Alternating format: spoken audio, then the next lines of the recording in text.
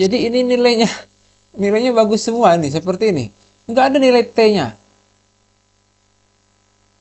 Ya ini Pak yang T, paling bukan Pak. maksudnya T-nya Data nggak di ada lapangan. nilai T. T yang tunda nggak ada. Rasa saya tuh ada nilai T kalau nggak diurus kan jadi apa Pak Didi? Jadi E ya Pak Didi ya? Iya. Ya jadi E. Harusnya itu masukin nilai E. Kok ini 100% seolah-olah nilainya hanya A dan AMI. Paham nggak maksudnya Yang Pak Fadli? T, paham Pak. Memang yang Jadi T kemarin nggak belakang ada boleh masuk. ini T itu karena nggak diurus otomatis jadi E karena nggak bisa diperbaiki lagi. Nah berarti otomatis jadi E di sini ya harusnya masukkan sini ya Pak Didi ya? Iya. Jadi pembanding jadinya. Oh, ini seolah-olah nilainya hanya A dengan ini aja, A dan AMI. Padahal waktu itu ada yang dari dosen pembimbing itu Oke. ada nilai T. Jadi bisa diperbaiki nanti ini harusnya ya. Diperbaiki Iya ini Pak, siapa? yang presentasinya ini. Coba kalau yang angketnya mana? Tampilin angketnya ini di apa di layar nih.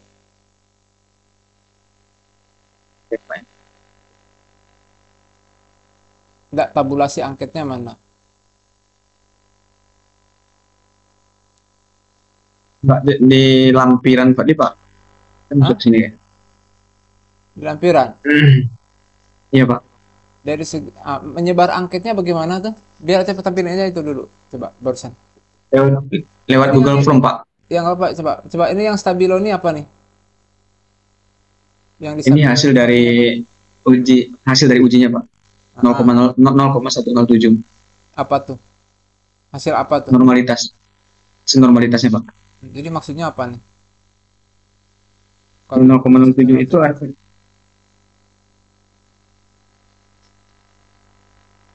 artinya distribusinya normal Pak. Dari mana tahu Karena itu distribusi normal? karena di atas 0,05 distribusi rata-rata distribusi ini Oke, apalagi data yang diperoleh dari SPSS tadi? homogenitas nih Pak. Hmm, Gimana katanya? Jadi dari hasil uji dari homogen ini yang menunjukkan bahwasannya nilai signifikansi itu cukup besar, yaitu dengan di atas level signifikansi 0,05 Pak, nilai standarnya. Nah, dengan hasil ujifikasi ini kita menemukan ya signifikansinya adalah 0,137 Oke, lanjut. Sudah homogen, sudah signifikan, apalagi korelasi korelasi Pak. mana? Dalam Angket, apa Pak? yang hasil angketnya mana? Jumlah sampelnya 97 nih, populasi nih. Iya, sebenarnya jumlah angket Pak. Hmm. 97 jumlah Coba angket yang coba jelasin disebar. tabel ini. Yang tampil di layar nih maksudnya apa? Aktifkanlah kursornya mau jelasin yang mana coba maksudnya gimana? Kembali.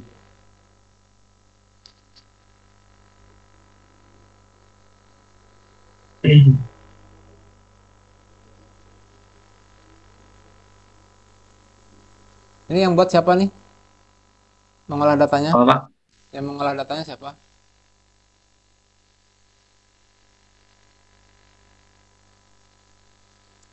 Hah? Manfaat yang bantu Pak.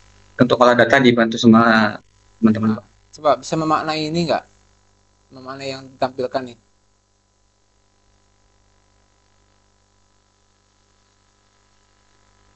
Yang 0,429 itu adalah hasil dari uji korelasinya Pak. Yang mana 42 hasil dari 0,429 itu kalau kita bisa melihat dari tabel ukuran dari korelasi tabel 6.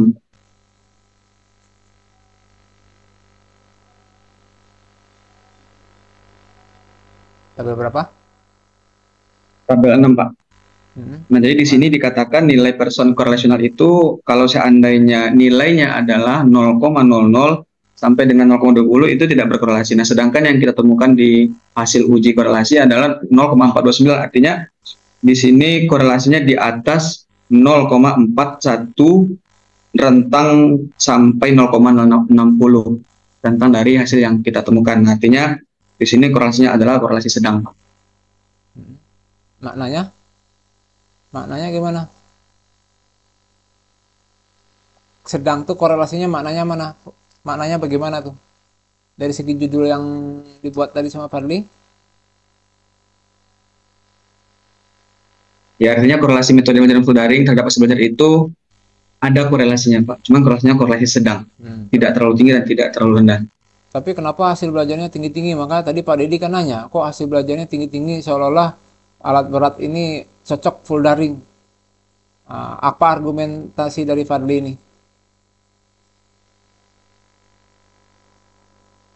Ya kan dalam pengambilan data ini Pak, memang salah satu eh, poin yang kita masukkan memang perbandingan antara penyebaran yang kita tulis dalam angket dan juga dalam hasil belajar. Gitu Pak. Makanya kita temukan hasil 0,429. Jadi tidak semerta-merta kita mengambil data ini dari nilai mahasiswa Pak. Kalau kita ambil sebenarnya misalnya memang nilainya A dan Amin dan itu tidak termasuk ke dalam nilai-nilai tunda yang seperti yang Bapak sampaikan tadi Pak. Ini yang menjadi kekeliruan dari pengambilan data ini. Ya, saya coba tanya kelas balik. Bukannya ini skripsi yang tertunda kan? Maksudnya proposalnya kan dulu waktu masih pandemi. Nah, Ya masih pandemi Pak. pandemi kan mau nggak mau memang harus full daring kan? Full daring Pak. Iya, harusnya kan ini Pak Didi kan kita dulu udah nanya ya, harusnya ini kan pengambil datanya udah lama, harusnya nih 2021 harusnya udah selesai. Ini sekarang baru dikomprekan, baru diujiankan sekarang.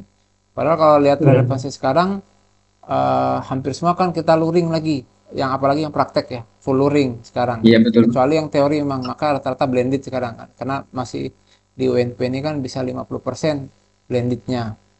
50% luring, 50% daring. Malah ada yang luring semua sekarang. Sehingga harus ada penjelasan di situ. Korelasi yang disebut full daring di sini adalah maksud pada korelasi masa apa gitu dijelasin di sana ya. Kalau untuk sekarang rasanya nanti dipertanyakan juga. Apalagi kita bagi yang teknik, mata kuliah yang mengandung praktikum, kalau daring aja mau jadi mahasiswa sastra jadinya teknik sastra ya Pak Didi ya. Gimana mau praktek maksudnya? Mau praktek mengendarai forklift, misalkan kita kan punya forklift atau backhoe loader, tapi kalau nggak pernah ketemu tatap muka bagaimana? Jadi itu harus dibuat di saran di situ nanti ya, dikasih penjelasan atau dikasih dalam keterbatasan penelitian bahwa ini adalah pada saat diambil datanya adalah untuk pada saat masa pandemi dulu ya.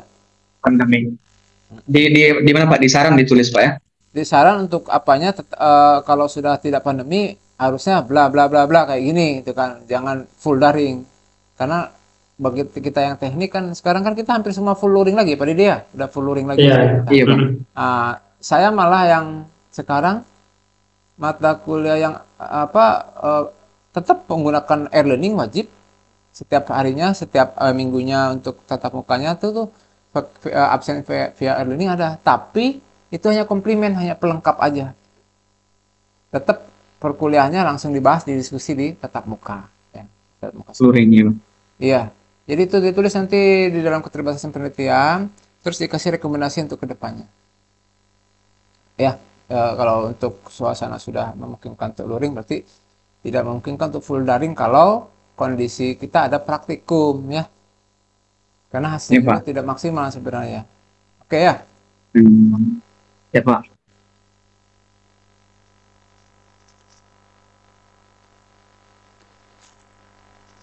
Pak Deddy ada pertanyaan lagi Pak Deddy? Cukup Pak. Oke. Pak mohon maaf Pak.